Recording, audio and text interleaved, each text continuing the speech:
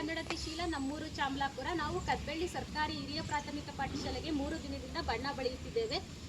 ಯರಂಗಳ್ಳಿಯ ಸ್ವಾಮಿ ಆಸೆಯಂತೆ ನಾವು ಇವತ್ತು 11ನೇ ಶಾಲೆಯನ್ನು ಕಂಪ್ಲೀಟ್ ಮಾಡಿದ್ದೀವಿ.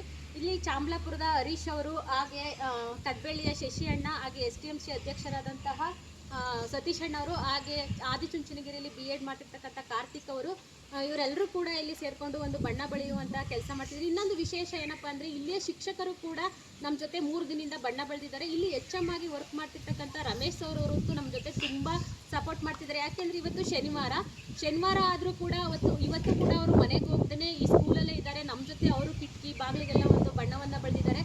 ಹಾಗೆ ಇಲ್ಲಿ ಕೊತ್ನಹಳ್ಳಿಯಿಂದ ಬರ್ತಿರ್ತಕ್ಕಂಥವ್ರು ಮೇಡಮ್ ಕೂಡ, ಅಶ್ವಿನಿ ಮೇಡಮ್ ಕೂಡ ಇಲ್ಲಿ ನಮ್ಮ ಜೊತೆ ಬಣ್ಣ ಬಳಿದಿದ್ದಾರೆ. ಹಾಗೆ ಬೆಳ್ಳೂರು ಕ್ರಾಸಿಂದ ಬರ್ತಕ್ಕಂಥ ರಶ್ಮಿ ಮೇಡಮ್ ಕೂಡ ಇಲ್ಲಿ ಬಣ್ಣವನ್ನು ಬಳಿದಿದ್ದಾರೆ.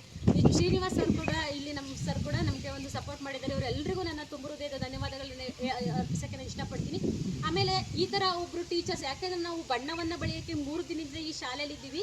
1 ನಿಮಿಷ ಕೂಡ ಟೈಮನ್ನು ವೇಸ್ಟ್ ಮಾಡ್ದಂಗೆ ಮಕ್ಕಳಿಗೆ ಪಾಠವನ್ನು ಮಾಡ್ತಾ ಬಣ್ಣವನ್ನು ಬಳಿದಿದ್ದಾರೆ. ನಿಜವಾಗ್ಲೂ ಇಂಥ ಟೀಚರ್ನ ಪಡೆದಂತಹ ಕದ್ಬೆಳ್ಳಿಯ ಜನ ಪುಣ್ಯವಂತರು ಅಂತ ಹೇಳಕ್ಕೆ ಇಷ್ಟಪಡ್ತೀನಿ. ಹಾಗೆ ನಮ್ಮ ಮಕ್ಕಳು ಕೂಡ ಪುಣ್ಯವಂತರು. ಅದನ್ನು ಸದುಪಯೋಗ ಪಡಿಸ್ಕೊಂಡು ನೀವೆಲ್ಲರೂ ಮಕ್ಕಳೆಲ್ಲ ಒಂದು ಉತ್ತಮ ಸ್ಥಾನಕ್ಕೆ ಬರಬೇಕು ಅಂತ ಆಸೆ. ಯಾಕೆ ಅಂದರೆ ನಾವು ಸರ್ಕಾರಿ ಶಾಲೆಗೆ ಒಂದು ಬಣ್ಣ ಬಳಿಯುವ ಉದ್ದೇಶ ಏನಕ್ಕಪ್ಪ ಅಂದರೆ, ನಾವು ಸರ್ಕಾರಿ ಶಾಲೆಗೆ